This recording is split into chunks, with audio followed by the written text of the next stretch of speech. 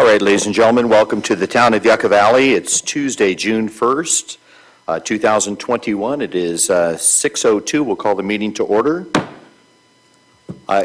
Before we begin, we just got out of closed session. Legal counsel, is there any reportable action? Thank you. The town council met in closed session with respect to both items on the closed session agenda, and there is no reportable action, and that concludes the report. All right, thank you. We'll start with roll call, please. Council members Dennison. Yes. Droz. Here. Lombardo. Here. Schooler. Here. And Mayor Abel. Here. Before we have our Pledge of Allegiance, which will be led by our council member Lombardo, and our invocation by Pastor Jerry Adams from Gateway Assembly of God. Welcome, Pastor, to our council meeting. I'd like to start off with a statement. On Memorial Day, Monday, May 31st, 2021, Sergeant Dominic Vaca was killed in the line of duty while serving our community. Sergeant Vaca was 43 years old, a 17-year veteran of the San Bernardino County Sheriff's Department. He leaves a family, a wife, and daughters behind. Memorial Day. While we never fully understand why evil actions are taken by individuals, we do recognize that brave men and women are willing to risk their own lives to serve and protect others. John 15:13, greater love has no one than this, than to lay down one's life for his friends. Thank you, Dominic Vaca, for being our friend. May you join me and the town council in this moment of silent prayer for his family and friends. Please rise.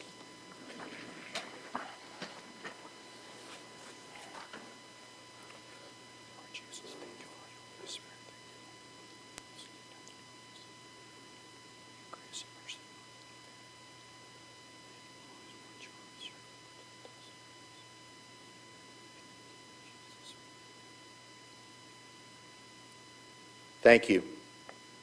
Now for our pledge. Place your hand over your heart and repeat after me. I pledge allegiance to the flag of the United States of America and to the republic for which it stands, one nation, under God, indivisible, with liberty and justice for all.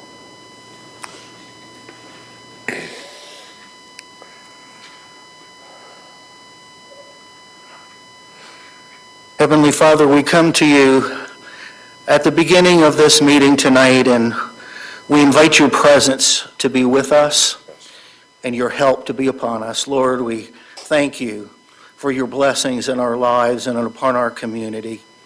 Thank you for our town council and all of the staff and everyone who works so hard to make our community great as it is. Lord, we know that there are many different and difficult situations that confront us. And God, we need your direction and we need your guidance.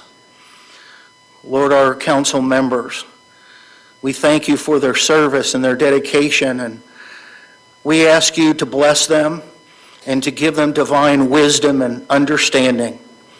Lord, that good decisions would be made that would help make our community an even better place. Lord, we pray tonight as our hearts and our thoughts go out for our sheriff's department at this tragic loss of one of our beloved deputies. Lord, at this time, this difficult time, we ask for your peace, your strength, and your presence to be with each and every one of our officers, to be with this deputy's wife and children, with family and friends. Lord, that you would help them as they mourn his loss. God, that you would watch over our entire sheriff's department and all of our firefighters and first responders. as they do indeed put their lives on the line to keep us safe. Lord, we ask for you to give them strength and courage as they continue to go out there to serve us, to protect us. And we ask you, Lord, that you would watch over our great land and bring peace as only you can do. In Jesus' name, amen. Amen.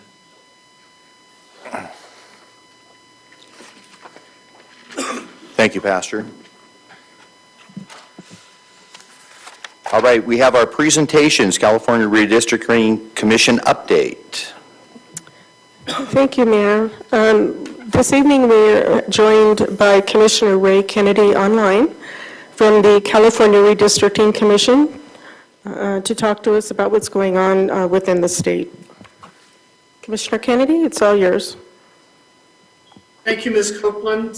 Thank you to the Town Council for having me. I just got home to Morongo Valley from my afternoon errands in Yucca Valley, so you're all my neighbors, and it really is a pleasure and an honor to be here. In this brief presentation, I'll be going over who and what the Redistricting Commission is, what we do, and how folks in Yucca Valley can get involved in the process. Just one quick reminder, California Government Code precludes us from receiving any input at this point into the redistricting process itself. That is the drawing of lines. This is an educational presentation and not intended as a two-way exchange between me and the public. Very quickly, redistricting, what is it? We define redistricting as drawing the new boundaries that determine which voters are represented by each electoral district here in California. A lot of people ask us why we have to redraw districts every 10 years. I've had people say, you know, I like my district. Why can't it just stay the same? So we have to note that communities change over the course of 10 years in their priorities, their interests, their needs. People are born, people die, people move in, people move out. And areas where there were once roughly the same number of people become unequal. And so we have to redraw the districts to return districts to being equal in population. One of the greatest powers that the people of California have is to elect their own representatives to conduct the business of their government. Unfortunately, redistricting has been used in some places at some times to exclude communities from political power. In most other states, it's actually the legislators who draw the districts, and they often end up drawing safe districts to allow themselves to stay in office. By participating in the redistricting process, our hope is that more communities in California can have the opportunity to elect candidates of their choice. The U.S. Constitution requires that everyone receive equal representation in the government. The Constitution and various Supreme Court decisions stemming from the Constitution. At the federal level, reapportionment takes place after each national census to ensure that seats are held by the states in proportion to the size of their population. California currently has 53 seats. You may recall from about 6 weeks ago that the reapportionment numbers came out, and California will go back to the 52 seats that it had, I believe, after the 1991 redistricting cycle. After the federal government publishes updated census information, and that's the redistricting data that we're waiting for later this year, we have to redraw the boundaries of the U.S. House of Representatives, State Senate, State Assembly, and State Board of Equalization districts to correctly reflect the latest count of the state's population. In total, we'll be drawing 176 districts, 52 House seats, 80 Assembly seats, 40 State Senate seats, and the 4 State Board of Equalization seats. Now, under the terms of the California State Constitution, there are 6 criteria that we are given to follow as we draw these new districts. And not only do we have these 6 criteria, but we have to follow them in the order that they are presented in the state constitution in Article 21. So first of all is districts must be of nearly equal population to comply with the U.S. Constitution and the Supreme Court decisions stemming from the Constitution. Second, districts must comply with the Voting Rights Act to ensure that minorities have a fair opportunity to elect representatives of their choice. Third, districts must be drawn contiguously so that all parts of the district are connected to each other. Fourth, and this is kind of the heart of the matter, districts must minimize the division of counties, cities, neighborhoods, and communities of interest to the extent possible. Now, one important thing to note about this criterion is that it does not establish any ranking, any hierarchy among those entities. So a county is treated the same as a city, which is treated the same as a neighborhood, which is treated the same as a community of interest. If we get to a point where we have to make a choice between keeping a community of interest whole or keeping a city whole or keeping a neighborhood whole and keeping a county whole, the California State Constitution leaves that up to us. It does not establish any priority ranking among counties, cities, neighborhoods, and communities of interest. The fifth criterion is compactness. Districts should be geographically compact so that nearby areas of population are not bypassed for more distant populations. If we need to add population into a district, that tells us that we need to look from as close by as possible rather than reaching halfway across the state to get that population that we need to get the district up to the target population.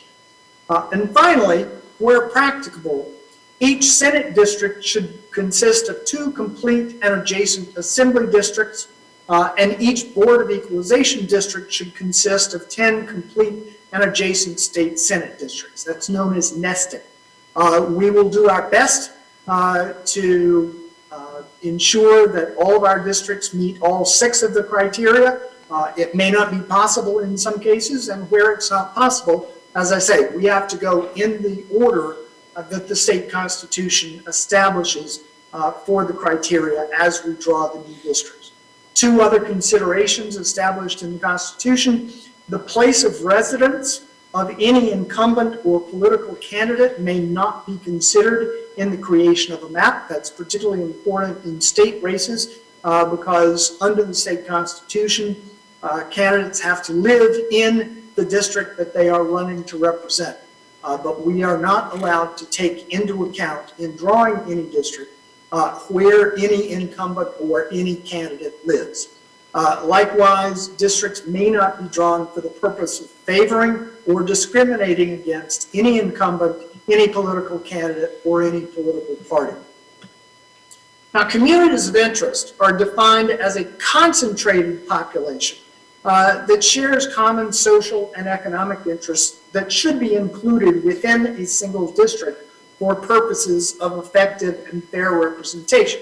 So examples of communities of interest are areas in which people share similar living standards, have similar cultures, use the same transportation facilities, have similar work opportunities, or have access to the same need. And these are just examples. There can be other types of communities of interest. We are not setting any hard and fast rules as to what any member of the public might consider their own community of interest. And from the variety of types of communities of interest, I hope it's clear that people can actually belong to multiple communities of interest at the same time. So we're not going to be limiting people to saying, you know, I belong to this one community of interest, if in fact they belong to multiple communities of interest. You can also belong to different communities of interest depending on the office that is being elected. So someone could belong to a different community of interest for purposes of U.S. House of Representatives districting than they belong to for purposes of, say, Board of Equalization district.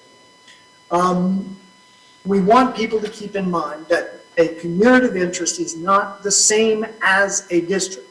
Communities of interest are key building blocks of districts. We want to hear from the public about their communities of interest, but communities of interest are not districts. Districts are not in and of themselves communities of interest.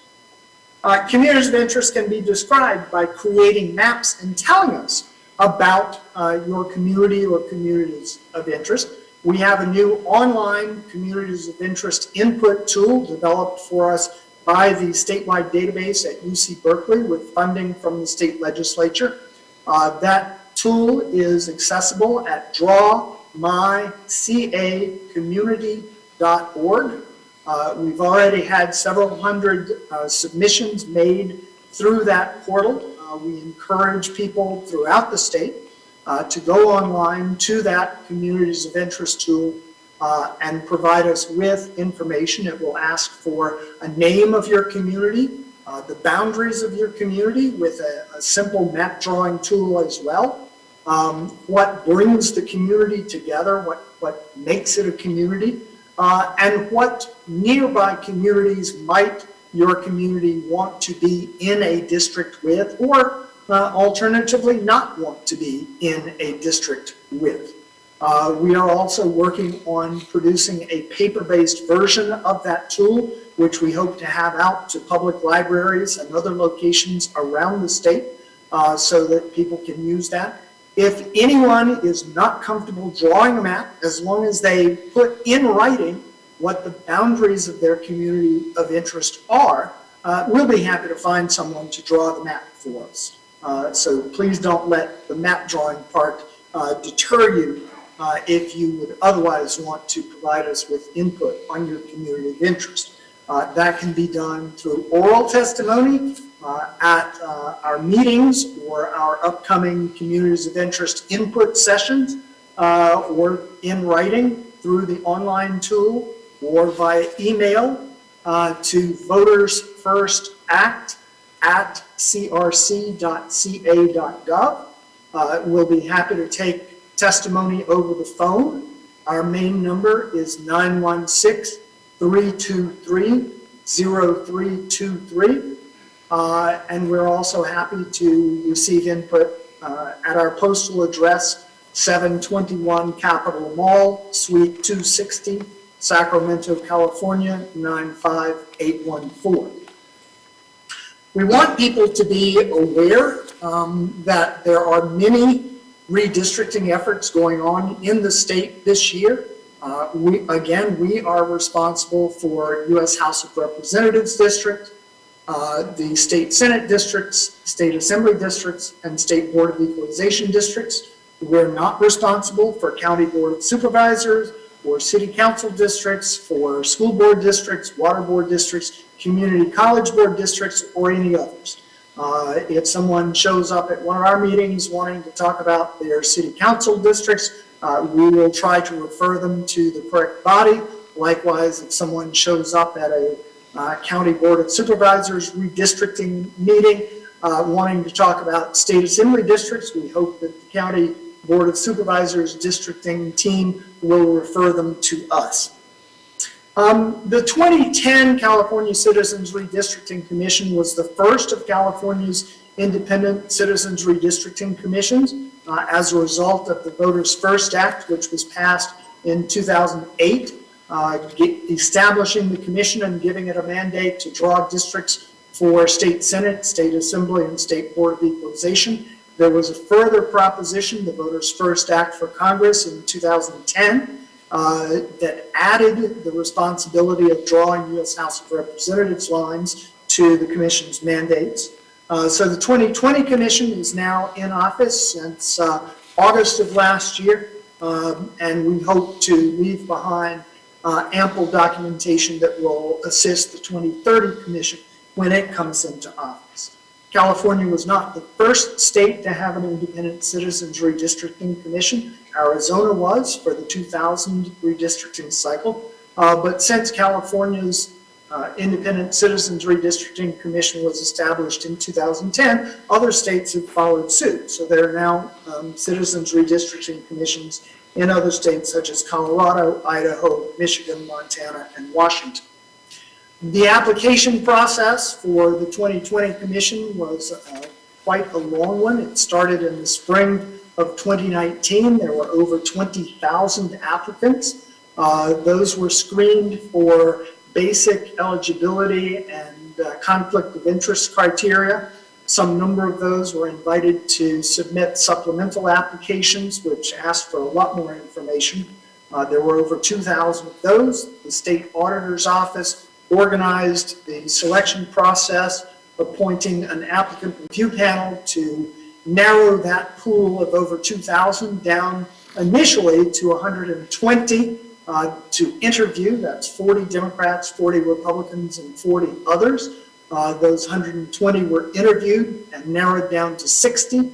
Those 60 names were presented to the state legislature, where the leadership of both parties in both houses had the opportunity to strike a total of 24 names out of the 60, which they did, leaving a pool of 36, 12 Democrats, 12 Republicans, and 12 others. The state auditor then had public random draws to select the first 8 members, 3 Democrats, 3 Republicans, and 2 others. The 8 of us then reviewed the application materials of the remaining applicants in the 3 pools to agree on a slate of 6 to reach our final strength of 14. So there are 14 of us, 7 from Northern California, 7 from Southern California. There are 8 women and 6 men.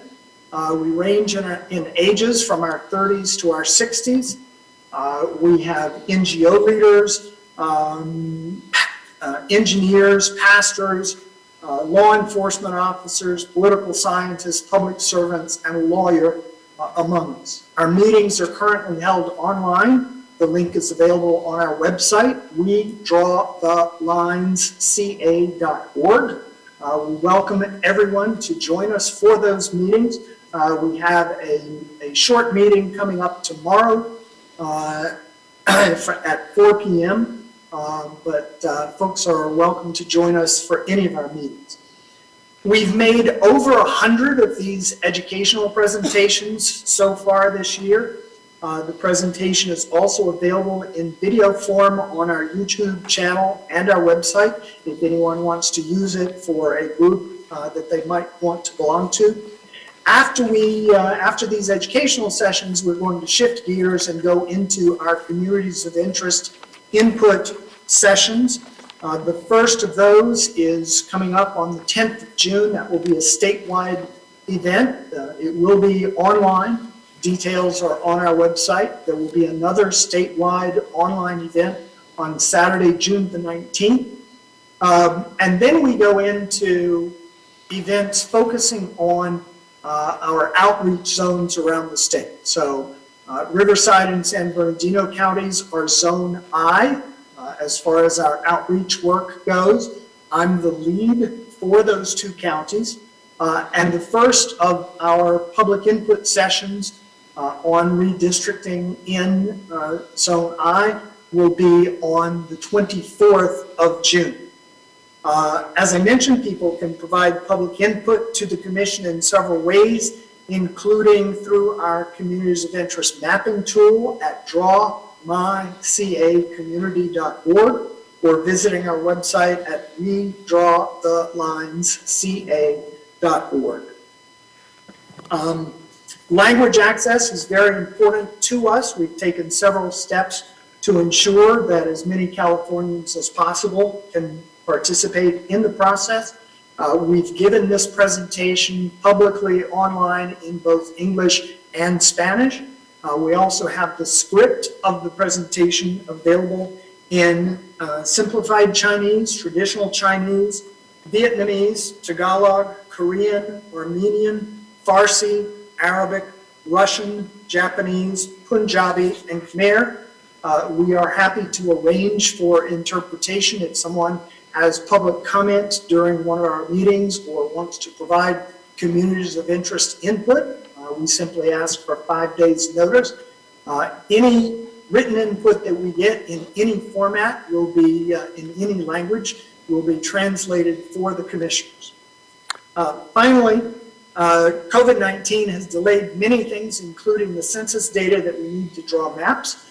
The legislature, fortunately, foresaw difficulties this year and actually filed a suit in the California Supreme Court last year to compel the Secretary of State to accept maps from us after the August 15th deadline that is established in the state constitution.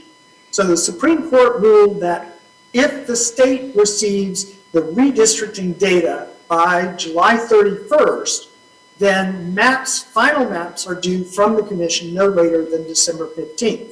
However, the Census Bureau announced earlier this year that their target date for releasing the results would be September 30th of this year. They later came back and said that they intend to release data in the same format that they released it last time, sometime mid to late August of this year.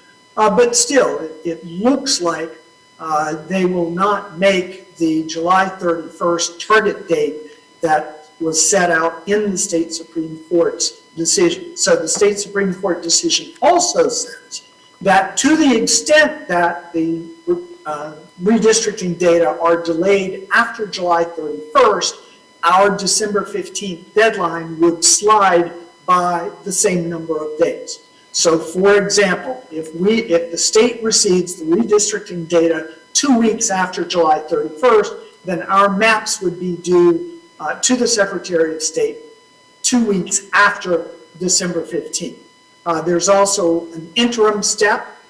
We would be submitting for public review preliminary draft maps no later than November 1st or November 1st plus whatever the additional delay in releasing the redistricting data are.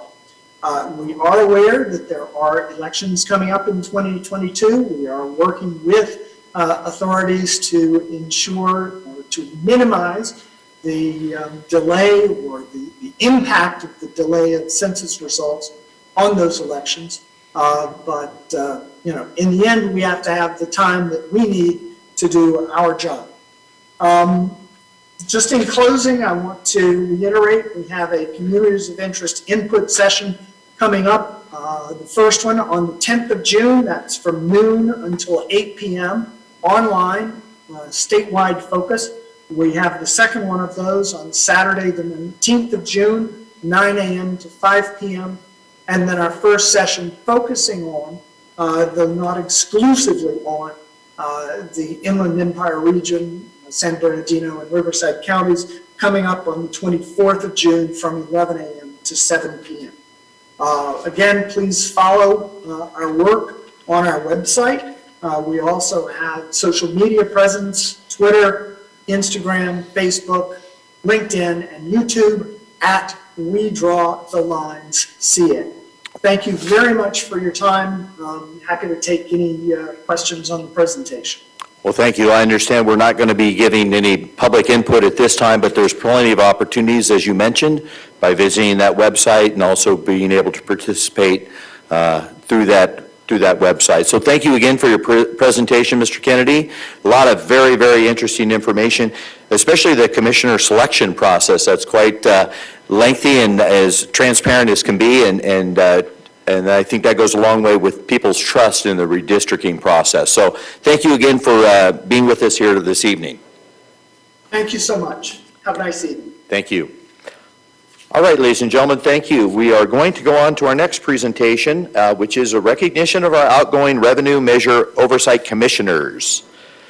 So is Joanne Kiter here? All right, thank you. And Paul Hoffman, great. Let me read this for you.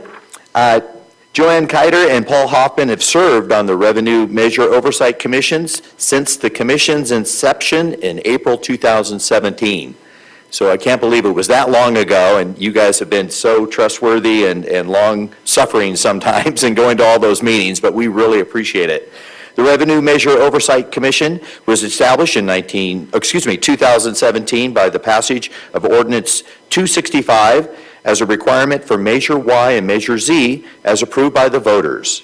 Our oversight commissioners, Ms. Kiter and Mr. Hoffman, provided the comprehensive oversight and monitoring of these proceedings and generated so many helpful things on this tax measure to benefit the public community. Part of those benefits is public safety, as we heard today, is very important. Infrastructure, quality of life programs within the town of Yucca Valley. Measure Z was benefited the residents by helping reduce the cost of the sewer assessment, which is an important townwide project. So on behalf of the entire council, we recognize the dedication service to the town of Yucca Valley with appreciation of your professionalism, with your time and commitment to the Revenue Measure Oversight Commission. We want to thank you immensely for your contributions to the community. Ms. Kiter, would you like to come forward, say a few words? I'll present you with a certificate of appreciation. Again, let's give her a round of applause for serving our community as a commissioner.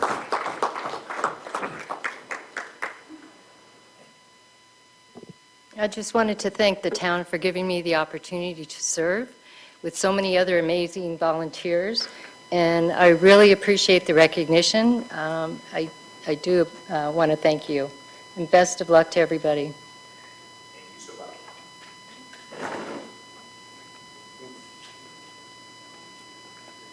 We have a little camera picture for you.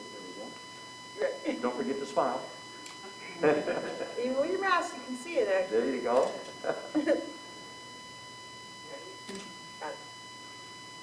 Thank you so very much. Appreciate it. Mr. Hoffman, give him a round of applause as well.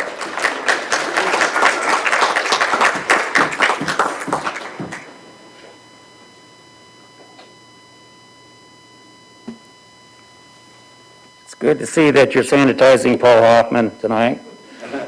Again, as was just mentioned, I appreciate the opportunity to serve the town of Yucca Valley.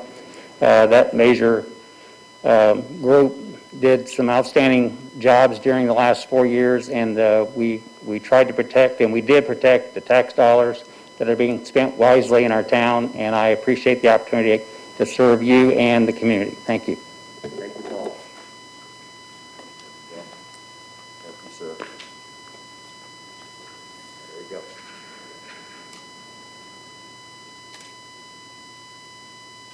All right, very good. Thank you.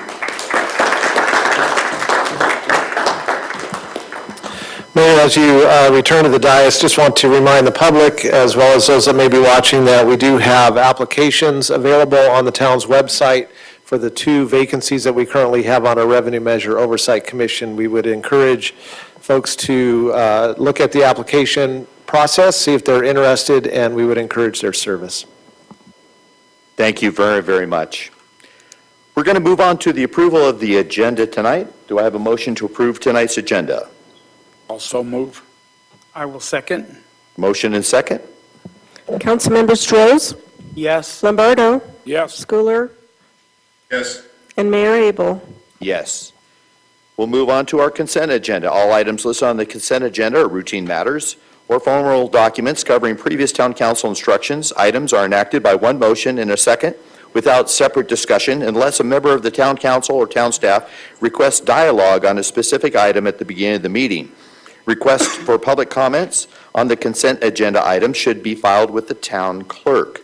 Staff, our consent agenda items, please. Thank you, Mayor. Only 4 items on your consent agenda this evening. Item number 1, waive further reading of all ordinances.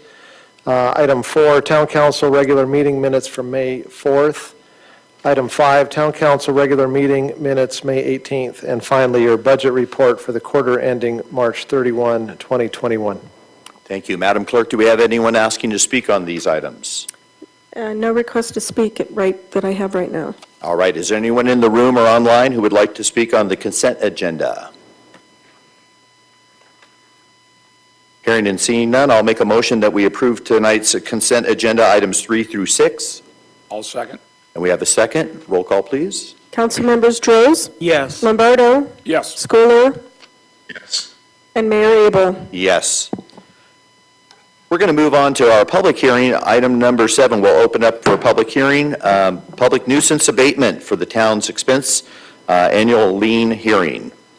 Good evening, Mayor and Council. The recommendation before you this evening is that the Town Council adopts the resolution placing tax liens for code compliance abatements on the fiscal year 21-22 San Bernardino County tax rolls.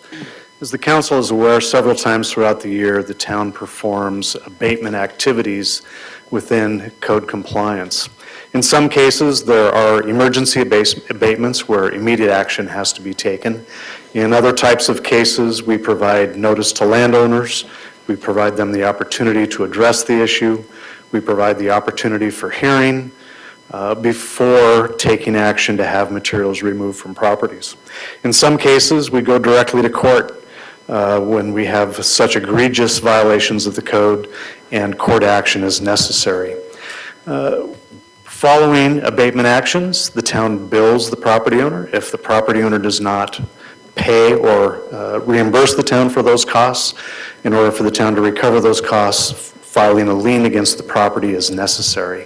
There's one case this year. That case occurred following the removal of a homeless camp. The town did not remove the homeless camp. They moved on their own. But I'll show you in some photos the mess that was remaining, and the town was required to clean that up after the individuals had left the property. This was the type of activity that was occurring on the property. There were probably in excess of 25 people residing on the property at its peak. All different types of both operable vehicles, inoperable vehicles, junk, trash, debris, tires, pretty much the combination of everything you can imagine occurring on a site. Following the individuals leaving the site, the town performed an emergency abatement, which left the site looking as it does in this last illustration. Total costs between administrative citations and the abatement costs are slightly over $8,000, and those costs are included in the backup material this evening as a part of the recommendation. Again, the recommended action is that the council adopts the resolution placing tax liens for code compliance abatements on the fiscal year 21-22 San Bernardino County tax rolls. That concludes the staff presentation. We'd be happy to answer questions following the public hearing. Very good. We'll open up to the public hearing. Anyone wishing to speak on this abatement expense, annual lien?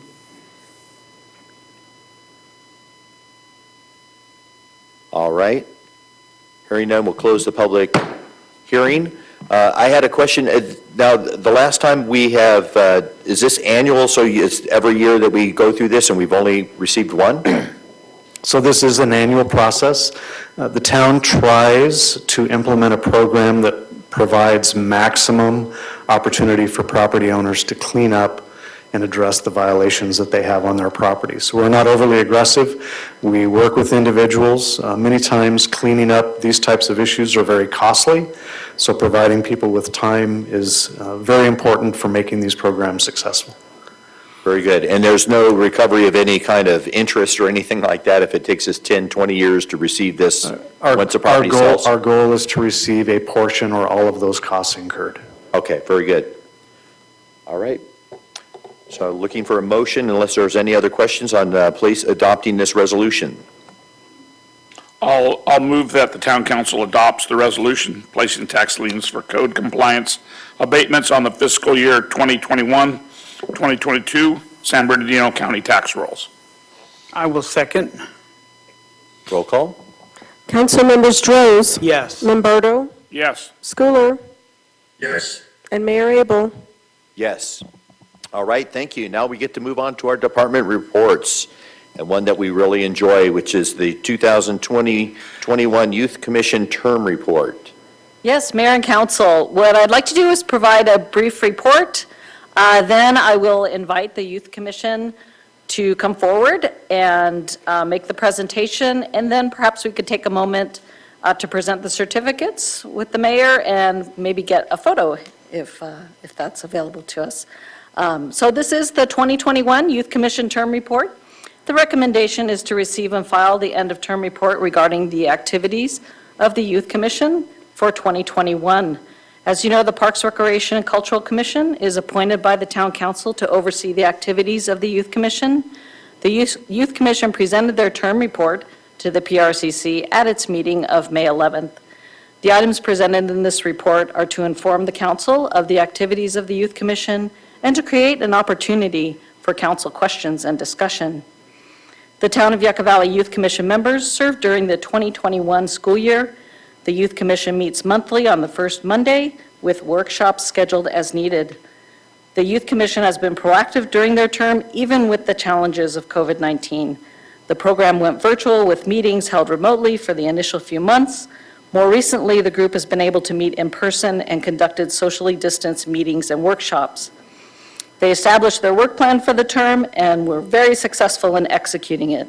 So to make this presentation this evening, I'd like to invite our chair, Elizabeth Dahlberg, and our vice chair, Larissa Abbott, up to the podium, and also invite our youth commissioners to assemble in front of the dais here.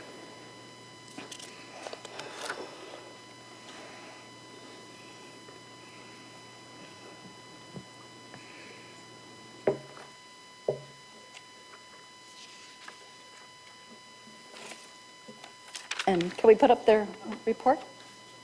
Yeah, we could put up their PowerPoint, and Elizabeth, their clickers right there.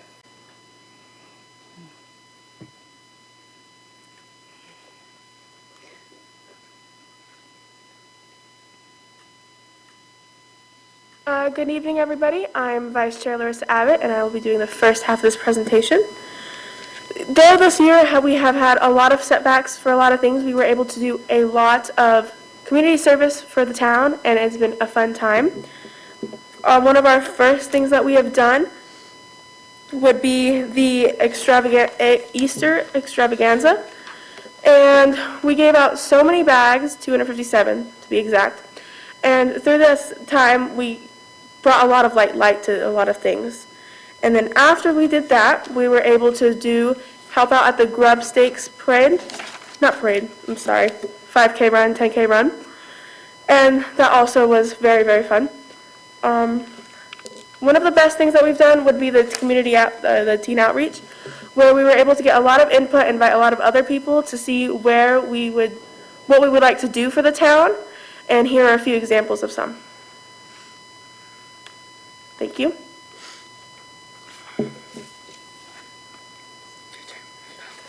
Hi, I'm Elizabeth. I was elected chair this year.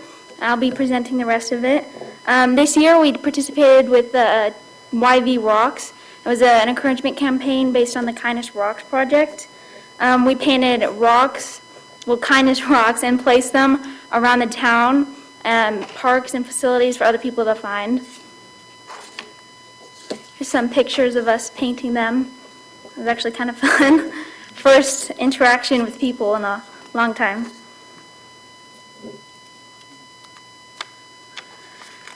For holiday cheer, we did a comfort for homebound seniors. Youth Commission members brought the generations together by leading a program called Holiday Cheer for Seniors. It was an effort to create holiday cards and safely send some love to older adults who are socially isolated. The cards were accompanied by holiday gift bags that were delivered to the Meals on Wheels by homebound seniors. The program was actually a big success with our seniors. By the end of our term, we will have distributed 800 holiday cheer packages over 4 holidays. My personal favorite activity we did was the pen pal and comfort bags for homeward seniors. We continue to reach out for seniors with our pen pal program. We sought to bridge a generation gap, one letter at a time, and provide some meaningful activity for seniors who maybe feel isolated or lonely during social distancing. And thank you for our opportunity to serve the town, and be happy to answer any questions you may have. Well, thank you. Appreciate that very much. 800 bags prepared over the 4 holidays. That's amazing. And also the outreach is so important. So you had to get creative, I know, during COVID, but like you said, it was fun to finally be able to get together and work on a project and so forth. And which one did you say again was your favorite project that you dealt with? The pen pals for seniors. Oh, wonderful. Okay. And is this your first year serving? This is my 2nd year serving. Oh, very good, very good. Thank you. And I saw a lot of you there at the Grub Stakes. That was amazing. It was good to see people out enjoying the outdoors, and it was pretty nice weather that day. So I appreciate all your hard work. You guys really did make it a true wonderful event. Councilmember Lombardo. Along the lines of your Pen Pal project, how many seniors participated in that? Did you write back and forth more than once, or was it like a continuing conversation? I don't know how many seniors in total participated, but it was a back and forth conversation. I had one senior. I know my sister wrote to one too. Okay, very good.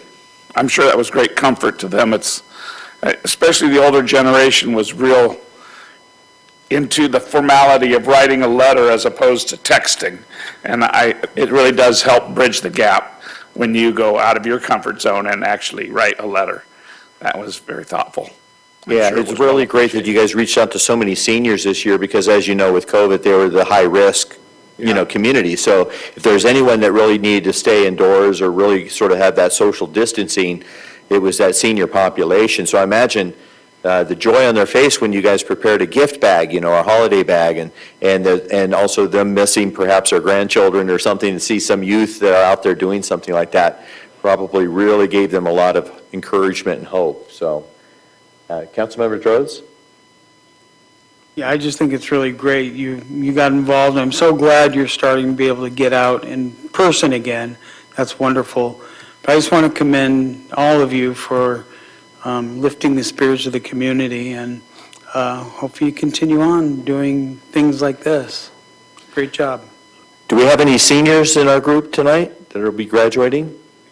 Nope, they're probably all getting ready for graduation and so forth.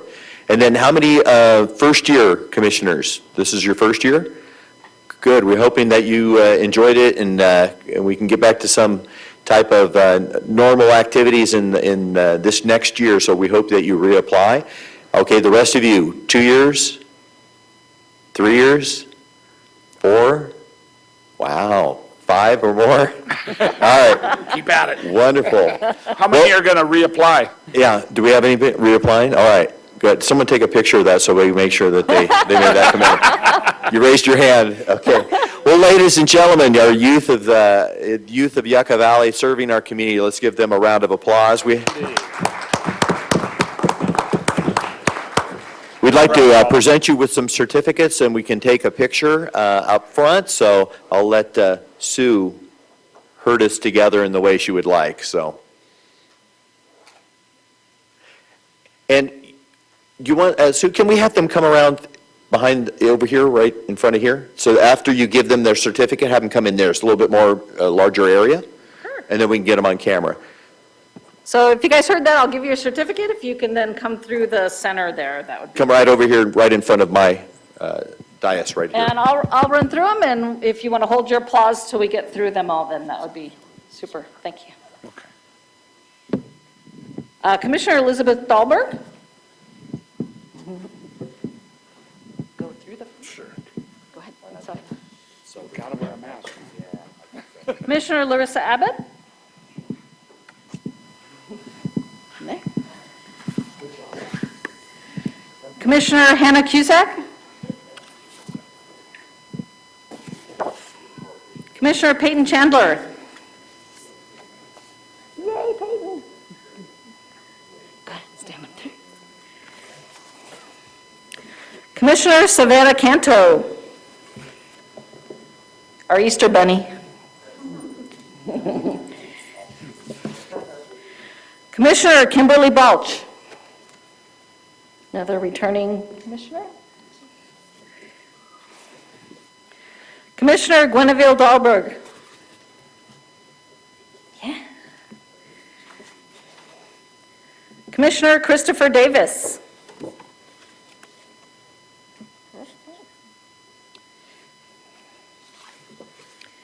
Commissioner Stephanie Davis.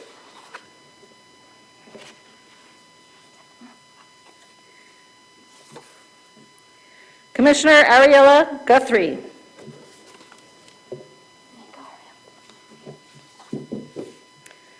Commissioner Dakota Hernandez. Hey, Dakota.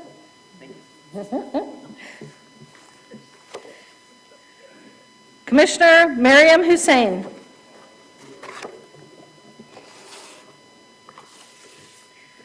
Commissioner Nicholas Lafferty.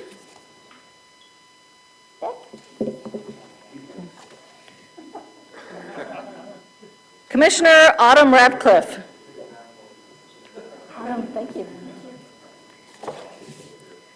Commissioner Audrey Reed.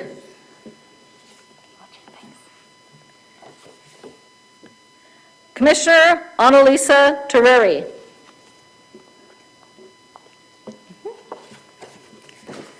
Commissioner Cade Yakimo.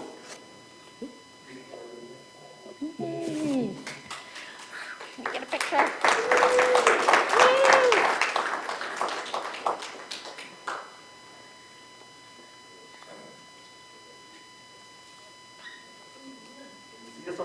We gotcha.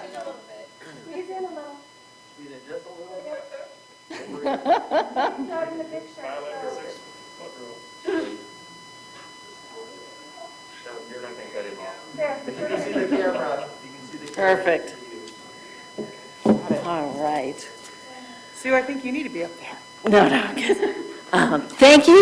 They all did so great. You guys, congratulations. It was such a tough year, but you were so concerned about our seniors, and I really appreciate that. And I know they did too. So thank you.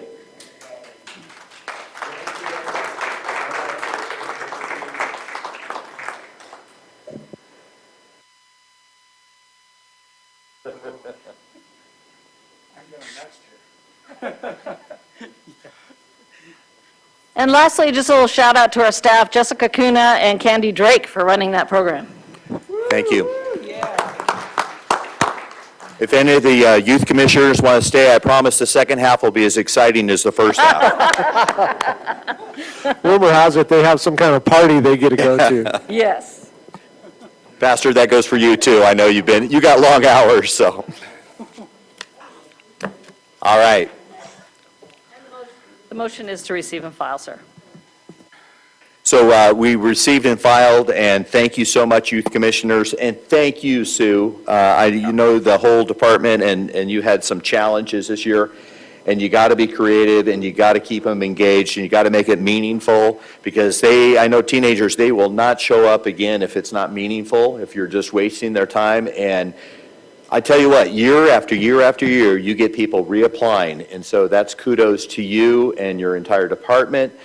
Because I tell you what, if there's one thing I know about teenagers, they are transparent and they'll let you know. So by them reapplying, that speaks volumes. So congratulations and thank you so much. Good job.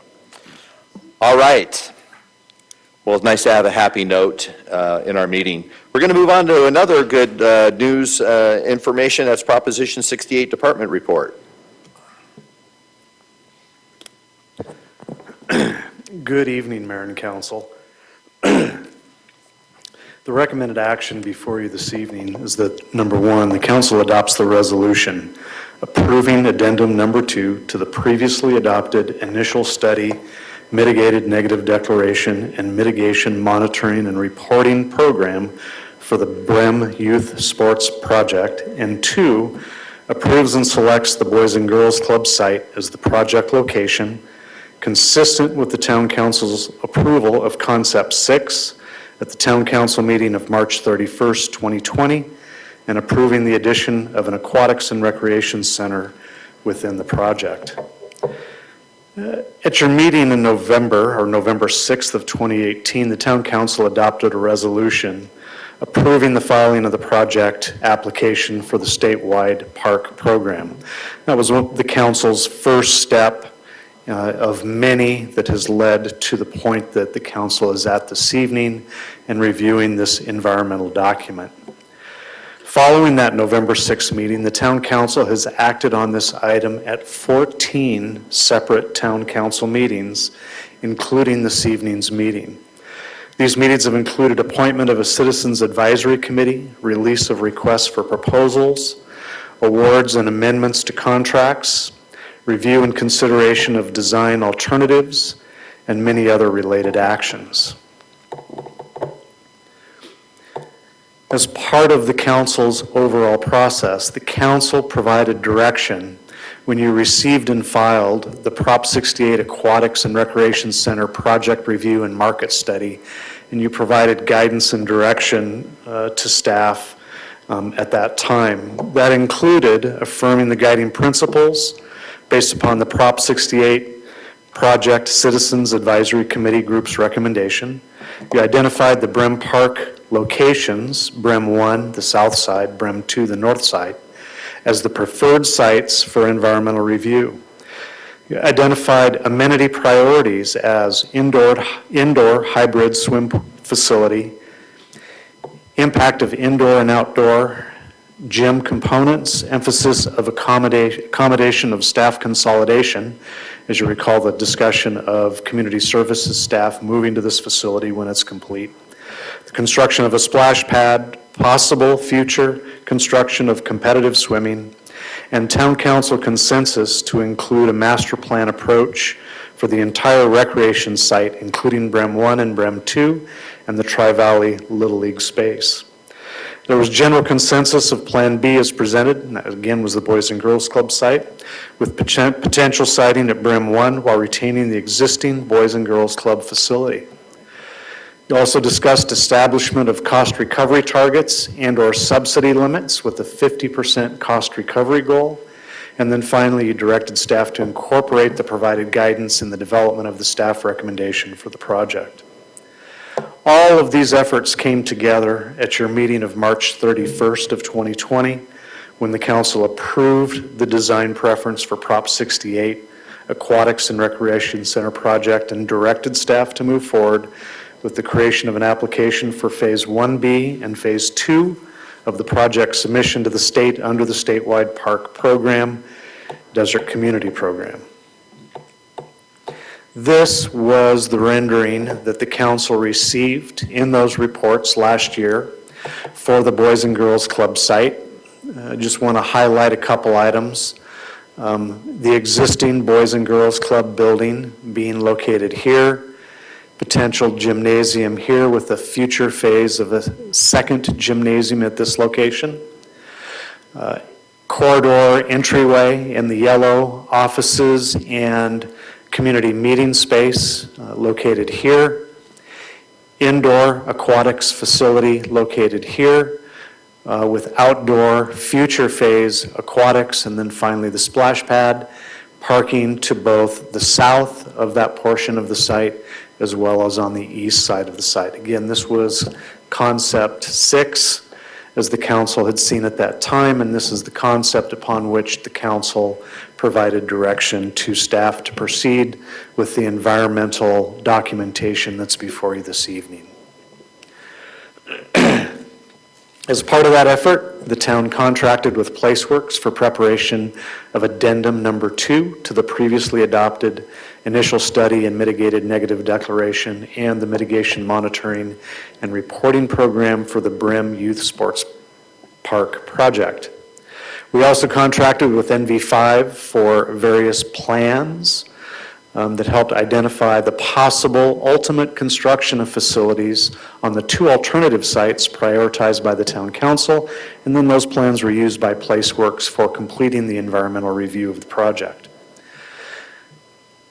This is the south side, the Boys and Girls Club site at ultimate development. If money had no limits and we could construct everything at one time, you'll see there are a few changes. Before, you had gymnasiums over on this side. As we got into some preliminary grading and site layout and parking and ADA access and where are the chemical rooms for storage at the pool so that trucks can back up and have easy access to those rooms, all those factors came into consideration. And so you ended up with a slightly different site plan, although consistent with concept 6 as the town council had seen and provided direction, again with parking on the south side of the project as well as on the east side of the project. I want to note before I jump over into the alternative on Brim 2 or on the north side of the street, again it's important to note that this site has the potential for 2 gymnasiums and the outdoor splash pad. So when we switch over to the next site plan, you're going to see, number 1, that the outdoor splash pad does not exist on this site plan. And number 2, there's only 1 gymnasium on this site plan. And that has to do with the size of the property and the configuration and the space that's available. So between the 2 different sites, what we would call BREM 1, or the Boys and Girls Club site, is more accommodating to multiple gymnasiums as well as larger outdoor aquatics activities when compared to the BREM 2 site, or the north side of Little League Drive. Both projects have taken into consideration public improvements, both in terms of Palm and Little League Drive. These have been coordinated with the federal funding for Little League, which the town has received. And I'm going to go back to this illustration, shows a little bit better the proposed, I'll refer to it as bulb or cul-de-sac that provides access here. This would essentially be barricaded off, which provides for pedestrian use and crossing between the two park sites in this location. That also provides for community events to occur, whether it's something similar to the town's Emergency Preparedness Day, where your emergency service providers bring pieces of equipment for display and to show the community how those function. This provides an excellent space for those types of activities, up to including recreation, special events, or even Chamber of Commerce special events that could take place here. You'll then also note on Palm, we provided a small turnout, which would be the drop-off area for the entrance coming into the facility, and also something similar to a roundabout in terms of traffic control, traffic speed, and then a raised median, again for controlling and preventing vehicles from crossing over into other lanes. So those infrastructure issues have been taken into consideration with both site designs and layout, and the infrastructure issues have been addressed within the CEQA documentation that's before the council this evening. Historically, again, this is addendum number 2 to an environmental document that was acted upon originally by the Planning Commission in July of 2010, and then by the Town Council in August of 2010. And again, this is an amendment to those environmental documents. Addendum number 1 was approved by the Planning Commission in October, specifically October 25, 2021, and that addendum addressed some minor changes which had occurred to the site planning as the donors and the volunteers which facilitated the development of the BREM 2 site accommodated changes that were being made throughout the construction of the project. Addendum number 2, which is before you this evening, analyzes the addition of either option 1 or option 2 to the BREM Youth Sports Park project site. The Town Council, this evening you are conducting a duly noticed meeting to consider addendum number 2, to receive testimony both from staff as well as the public on the CEQA document and the options that are before you this evening.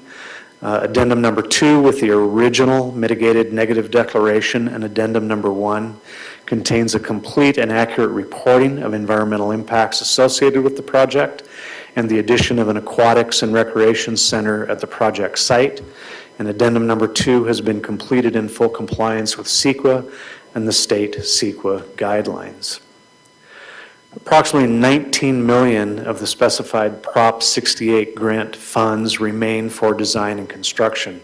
I think as the council will recall in several of your prior discussions on this matter, estimated project costs for the recommended facility exceed existing available revenues.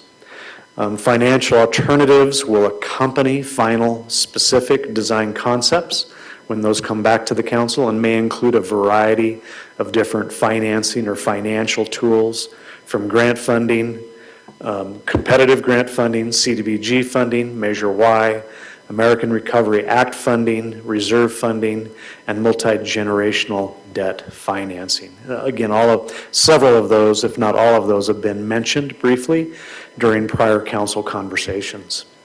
Again, the recommended action this evening is to adopt a resolution approving addendum number 2 to the previously adopted initial study, mitigated negative declaration, and mitigation monitoring and reporting program for the BREM Youth Sports Project. And 2, the council approves and selects the Boys and Girls Club site as the project location, consistent with the town council's approval of concept 6 at the Town Council meeting of March 31st, 2020, and approving the addition of an aquatics and recreation center within the project. Since the posting of this item for this evening's meeting, as well as on the town's webpage, the town has received one written comment. Has there been any additional comments received? The town has received one written comment, and that has been distributed to the council this evening. That comment is from Jennifer Cusack. The comment does not address any technical CEQA issues, but addresses council consideration of sites option 1 or option 2. And again, the council has copies of that this evening. Final comment, while my name is on the staff report and I'm up here jawboning before you this evening, it's been a complete team effort that has brought this project before the council this evening. Sue and her staff and all the work that they did with LPA, getting that, I'll refer to it as the feasibility study and the market study done, and before you for your prior actions, Armando, and working with NV5 as we worked through the CEQA documents, Deborah and Leslie in their support roles, policy guidance from the town managers we got here before you. Just want to recognize and thank all those members of the team that made this happen. That concludes staff's, and also PlaceWorks this evening. PlaceWorks stepped up on very short notice and helped us deliver this project before you this evening, council. With that, that concludes the staff presentation. I'd be happy to answer questions as well as would other members of the team following public comment. Excellent, thank you. Public comment time. Anyone wishing to make a public comment on the Proposition 68 resolution, the addendum number 2, CEQA report? Yes. Mr. Hoffman?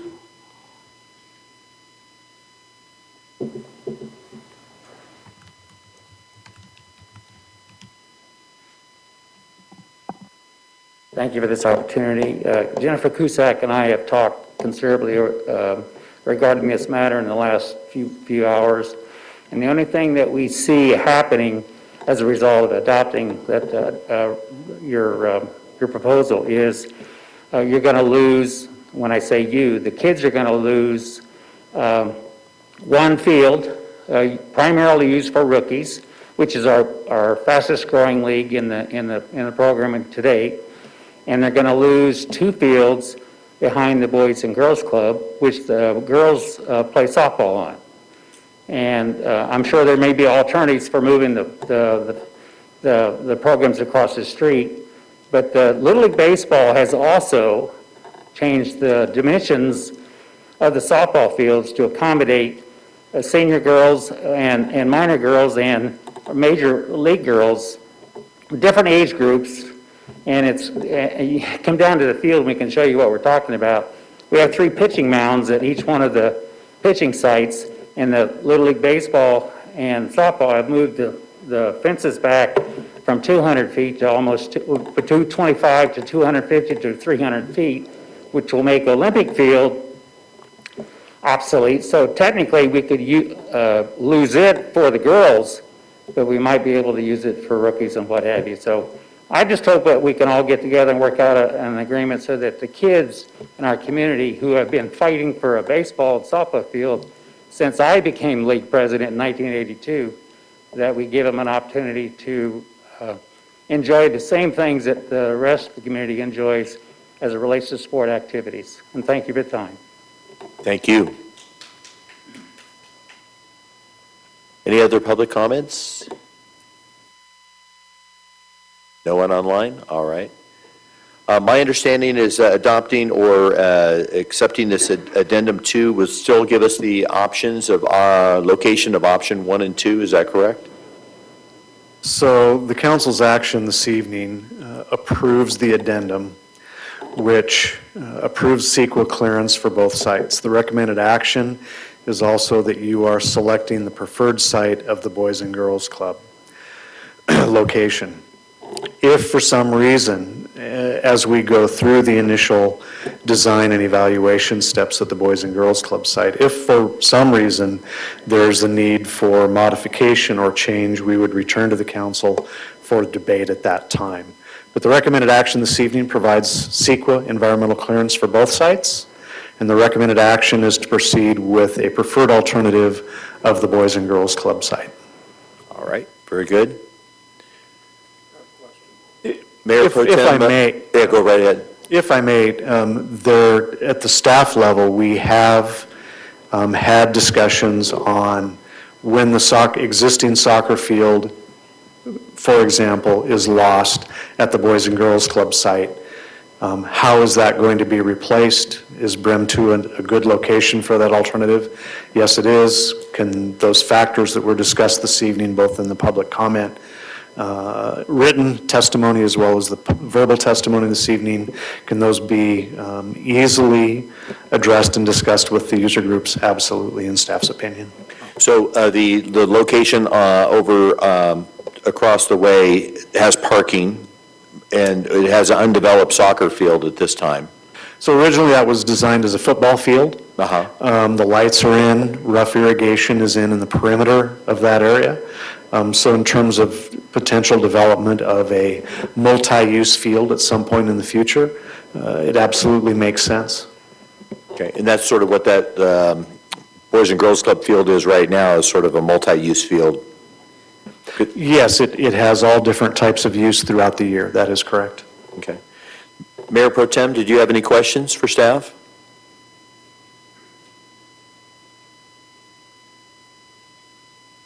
Yeah, thank you. I'm sorry. Can you hear me? Yes.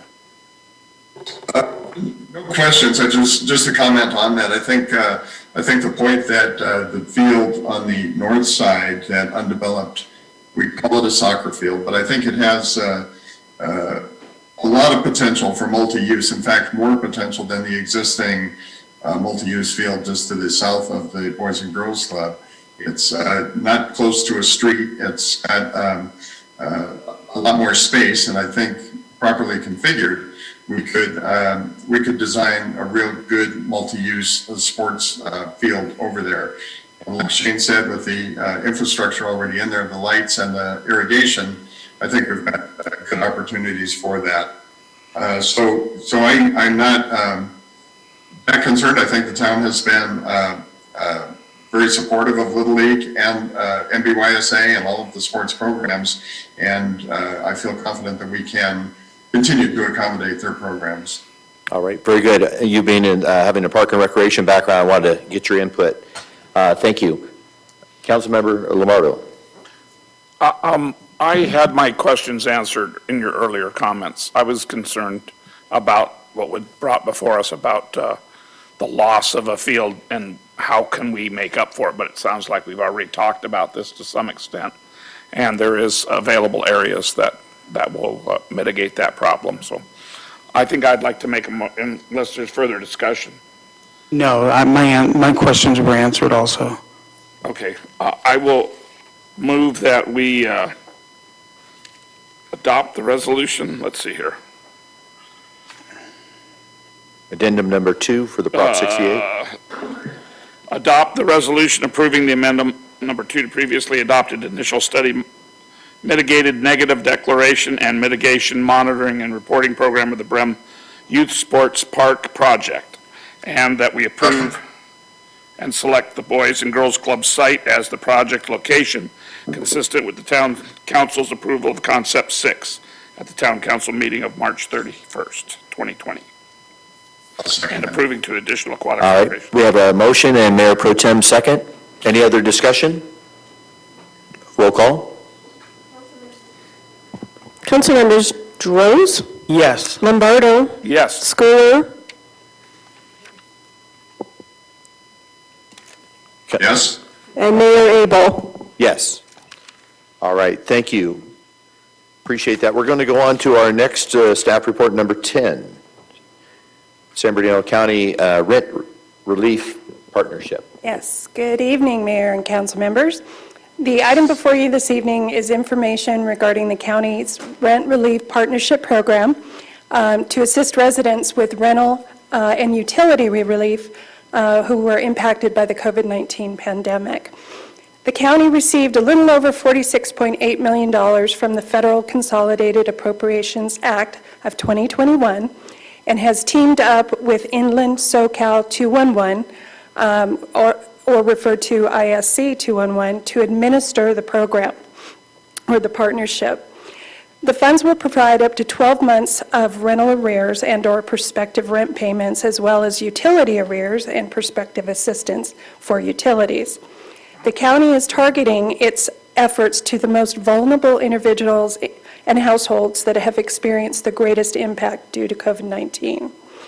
Now, there's certain criteria that households must meet in order to qualify.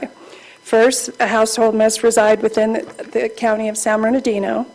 Second, the household must be obligated to pay rent on a residential dwelling and have a household income at or below 50% of what's considered area median income, or AMI. Now, within your staff report, you do have a table that describes how that's determined, and I've also, for the public, put some handouts up front that has that table and the other documents that you have with your staff report. So continuing on with the criteria, one or more individuals within the household must have qualified for unemployment benefits or experienced a reduction in household income due directly or indirectly to the COVID-19 outbreak. One or more individuals within the household must demonstrate a risk of experiencing homelessness or housing instability, and one or more individuals within the 50% AMI household is unemployed as of the date of the application for assistance and has not been employed for the 90-day period preceding such date. 211 is currently accepting applications. Their preference is that you go through their website to do it online. However, I did check, and for those that do not have access to the internet, you can call 211 and press extension 5, and that will take you directly to those that can assist with this program. The current plan calls for the program to be available through December 31st, 2021, or until all funds are exhausted, whichever comes first. So staff is recommending that the council receive and file the informational summary on the county's Rent Relief Partnership Program, and I'd be happy to answer any questions following public comment. Excellent. We'll open up to the public.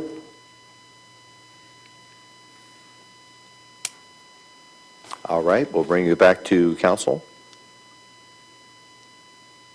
So receive and file, go right ahead. Okay.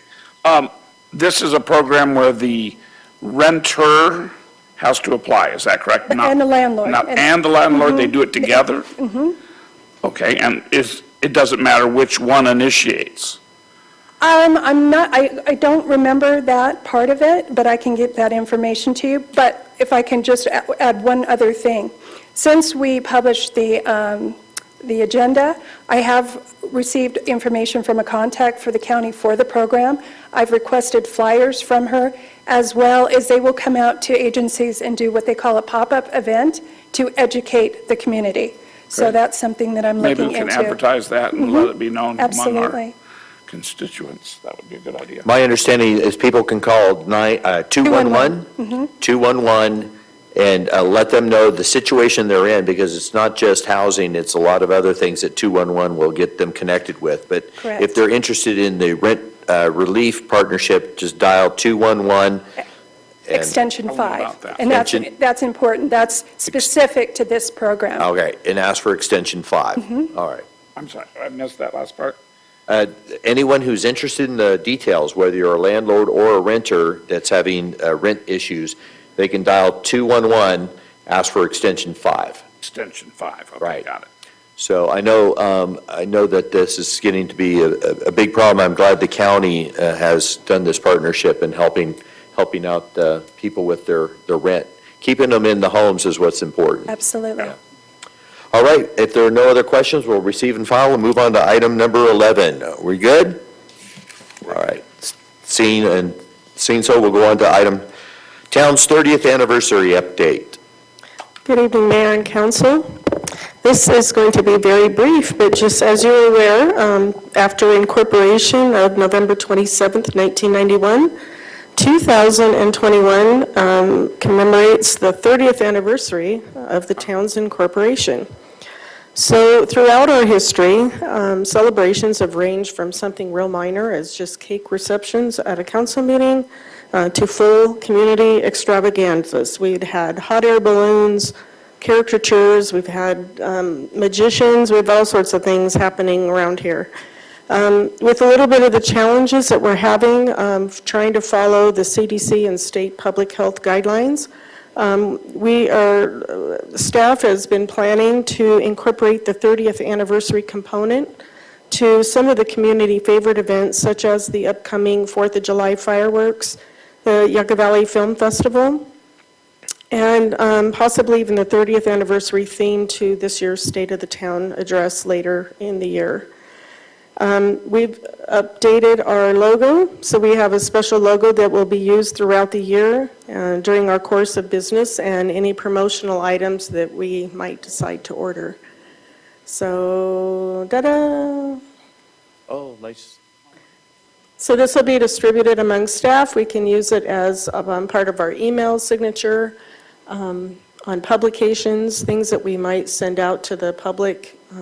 We'll try to incorporate this logo. And that's the presentation. Be happy to answer any questions. Mayor and Council, also, if there's anything that you would like us to further pursue, feel free to discuss that among yourselves, provide that direction as you feel appropriate. Understanding that we're operating in a little bit of an unclear position as the state moves toward reopening on June 15th, I think that will provide us a little bit more clarity on what we're allowed to do, what we're not allowed to do. And presumably, obviously, the more flexibility we have, the more things that we can do. So while our anniversary date is in November, we wanted to make sure that there was ample time for the council to be aware of what is already in the hopper, and then if there's other things that you're interested in, feel free to discuss those this evening, or anytime as you wish. I think it's wonderful we'll be celebrating, but I do think that we have to be conscious of our budget, and extravaganza is not going to be on the radar. You said we had jugglers in the past, so maybe Councilmember Lombardo can work on that? Hot air, maybe hot air. Hot air balloon. Like the Macy's parade, to put up some strings and hot air and float around the building. All right. So anyway, yeah, I think that's great. We already have some events scheduled with the 4th of July celebration, like you said, and also with the film festival and so forth. So just recognizing and celebrating our anniversary during those events might just be perfect. But as town manager said, if you have any ideas or thoughts, please make sure you share those with him. All right, well, so we'll receive and file that. Any future agenda items from any of our council members? Not right now. No? All right. Public comments. The town takes this time to consider your comments on items of concern which are not on the agenda. When you are called to speak, please state your name and community of residence. Please limit your comments to 3 minutes or less. Inappropriate behavior that disrupts, disturbs, or otherwise impedes the orderly conduct of the meeting will result in the forfeiture of your public comment privileges. The town council is prohibited by state law from taking actions or discussing items not on the printed agenda. Are there any members here, anybody who would like to speak on anything of concern in our community or things you would like to share? Yes, please come forward, state your name, place of residence, and we'll be glad to give you the time to go ahead and speak to us tonight. My name is Mary Dexter. I live in Yucca Valley on Ronald Drive. I've just been given a notice to vote. Excuse me, a little emotional. Okay. A notice to vacate. The entire pandemic, I paid my rent. I suddenly got the notice to vacate because they want to sell the property. They've since sold the property. They've given me 30 days to get out. There is nothing to rent. I feel it's due to all the Airbnbs. We have way too many Airbnbs coming up over here, and it's taken away from our people that rent. And I have 2 small children and a husband with congestive heart failure. And I'm going to be homeless in 30 days. So I'm hoping that maybe one day you guys can put a limit to the Airbnbs. I understand that people have the right to do whatever they want with their properties. But there's ordinances and all kinds of other stuff that keep them from doing whatever they want. And it's happening with people in Los Angeles. Los Angeles people are coming here, and even throughout California. They're coming here, buying up our cheap properties, increasing the property values, and causing us to be homeless. So I was hoping that maybe you guys could put that on your agenda. And if you do put it on your agenda, maybe we can get a bunch of people here to speak on it. Thank you. Thank you. Heart goes out to you, and will you stay after the meeting so I can speak to you in person? Thank you. Thank you for being here. Thank you. We would like to hear from anyone else who would like to speak on an item tonight. All right. We'll bring it back to our staff reports and comments. Thank you, Mayor. Just a couple of updates this evening. Shane, do you have anything for us? Just very briefly, I forgot to mention one other part of the team this evening on the Prop 68 project, and that was Tom and Steve in the town attorney's office. CEQA is the Achilles heel of any type of land development project in California, and legal review of those documents is paramount to a successful project at the end of the day. Tom's office was critical in timely turnaround of those documents so we can continue to move that project forward. And I apologize I didn't mention and recognize Tom and Steve and their efforts, and I just want to do that this evening. Number 2, Yucca Valley Animal Shelter, 4755 Malin Way. We have dogs and cats that are waiting for adoption. And for those of you that might be looking for a mascot for running events and fundraising, we have a pot-bellied pig that is looking for a good home. And I'm sure you can think of good ways to use that as a fundraiser. So again, Yucca Valley Animal Shelter, 4755 Malin Way. Thank you, Shane. Deborah? I just want to also mention and remind everyone out there is that we do have a few positions still available. Please check on our website for what openings that we have vacant. And just as a side note, all my thoughts and prayers go out to the Sheriff's Department. Thanks. Armando or Sue, either of you have anything this evening?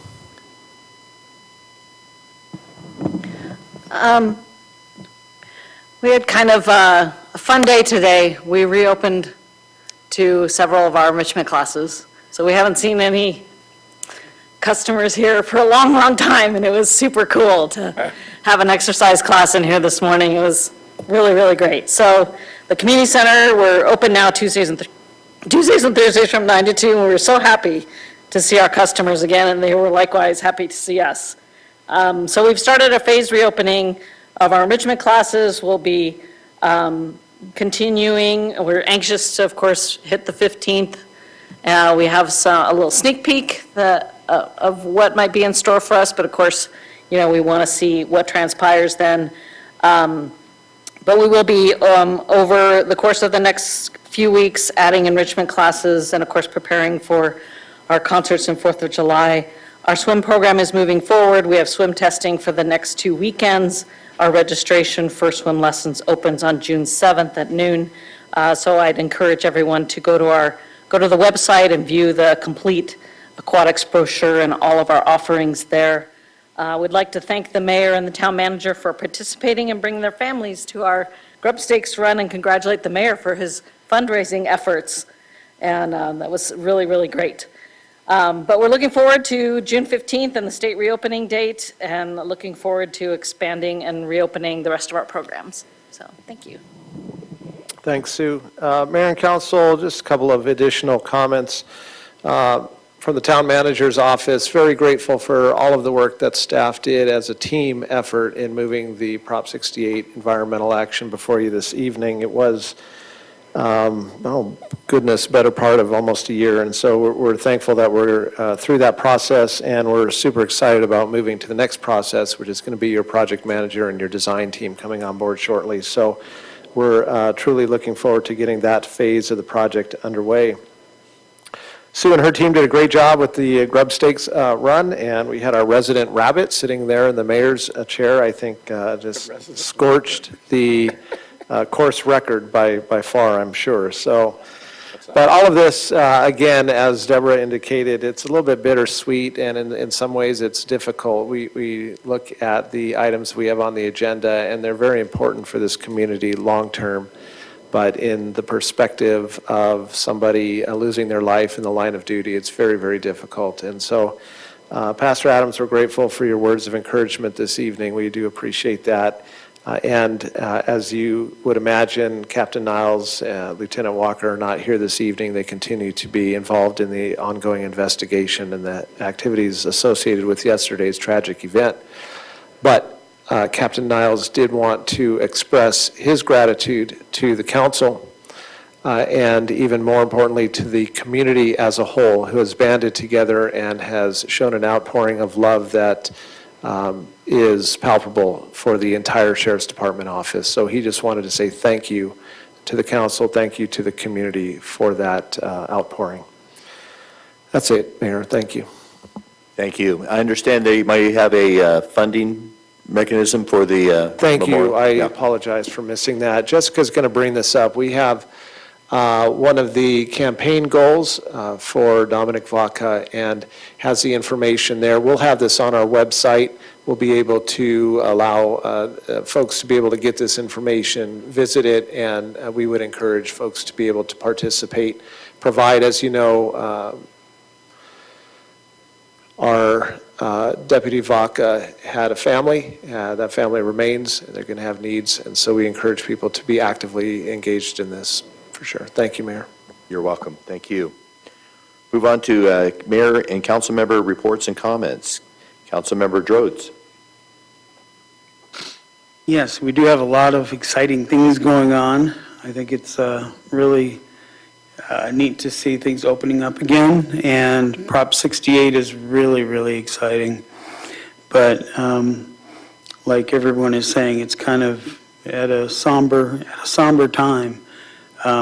So I do want to say I've seen a lot of community outpouring and rage about what happened to Sergeant Vaca, and which, you know, it's part of a small town. Everybody comes together and everybody is really coming together over this. But I just want to send my thoughts to his family and the Sheriff's Department, and I'll see you in a couple weeks.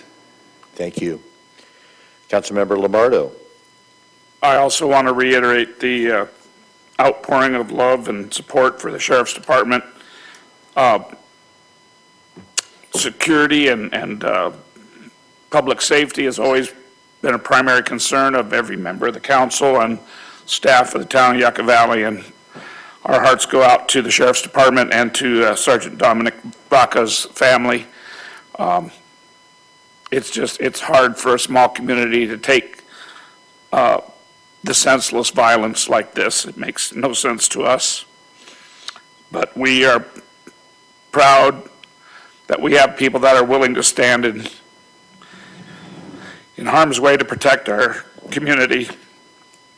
And we just want them to know that we are here to do everything we can to provide support for our Sheriff's Department and for the family. Be strong, and let's all remember them in our prayers. I want to thank also Joanne and Paul, the retiring commissioners, for the Oversight Committee. Measures Y and Z have been a big part of allowing us to get so many things done here in Yucca Valley, and the oversight and the spending of the money in the correct ways and for projects that are worthy has been a big help to the community over these last few years, and just want them to know that we do appreciate the effort it took to do that, and look forward to seeing who the new commissioners will be. We are taking applications, and we're hoping to find some other community-minded people that will step up into that, fill those voids. Let's see. I'm excited about Prop 68. It's been a year of meetings, like I think it was mentioned, over 14 meetings so far, and we were one step closer. I'm excited about the possibility of picking a project manager and seeing some real plans on what we can get done. And it's exciting for the community, and I think we've got a bright future ahead of us. Thank you to the staff. Lots of hard work has gone out. And thank you to the youth commissioners. It's always heartwarming to see them. And Sue, you got a great job because you get to see the growth of these young people over the years that they are involved in this, and it's really meaningful to know that we have people to step in behind us, and that these are people that are going to be community leaders the rest of their lives, and it's really heartwarming to see. Thank you. Thank you. Mayor Pro Tem Schooler. Yes, thank you. Well, we were, like everyone, stunned and shocked and saddened by the events yesterday, the shooting. And when it hits close to home like that, and just shocking.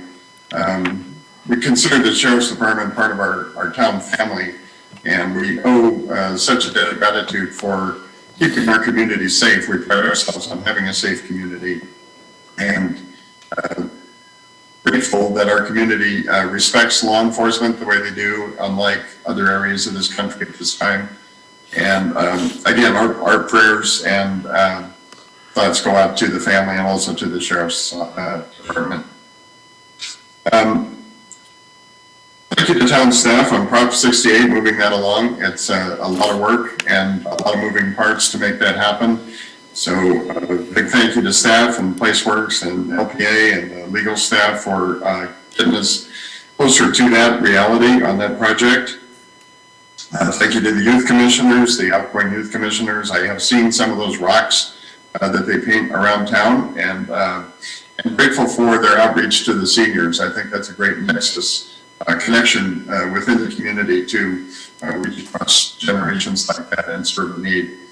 And finally, congratulations to the mayor on his fundraising effort and the 10K. And job well done, Mayor. Thank you. Thank you very much. I'd like to give you a shout out, Mayor Pro Tem. You have a birthday tomorrow, so happy birthday to you. And Councilmember Dennison, also today is his birthday. So again, thank you both for your service to our community, and happy birthday to you, Jim. Well, first of all, thank you, staff, for a wonderful 5K, 10K, 2K walk event. It was really fun to be on the brand-new track in the stadium. It was well-organized, a lot of safety precautions in place, and yet still kept it festive and fun. So just a fantastic job, and you could tell so many people were excited to be there and to participate, and we had a good turnout. So I was afraid the turnout might be a little low because, you know, you had to register ahead of time and all those things that come up, and yet we had a great showing. So congratulations. I know that's not doesn't happen just by chance. It was with a lot of hard work. Shane, you're a good salesman there. I appreciate that. My wife's going to be out of town for a couple of weeks, so I might go over to the animal shelter and have a surprise for her when she returns. I don't know how fast potbelly pigs can run, so I might have to think of an alternative way to use that potbelly pig and give him a good life. In closing, again, we want to close in memory of Sergeant Baca and his family, and may Sergeant Baca rest in peace. Our next council meeting will be held Tuesday, June 15th at 6 o'clock, and we close in your honor, sir.